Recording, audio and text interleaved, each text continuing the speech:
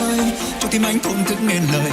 Vì tình yêu ấy anh dành cho em từ rất lâu rồi. Vì sao người đi không nói, để trong màn đêm u tối lạnh lùng một anh với đêm.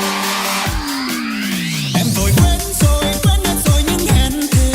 Trong lòng anh vẫn cứ mãi nghĩ yêu thương sẽ không vỡ tan. Ngày em bước sang ngang cho lòng đau khóe mi lệ tràn. Hết rồi cuộc tình nồng nàn giờ thành hoang mang. Em vội quên rồi, quên hết rồi những kỷ niệm. Bao ngày qua anh góp với nhớ thương mây gửi trao đến em. Và em có hay chăng bao ngày vui với ai bên cạnh. Hết rồi còn lại gì em ơi.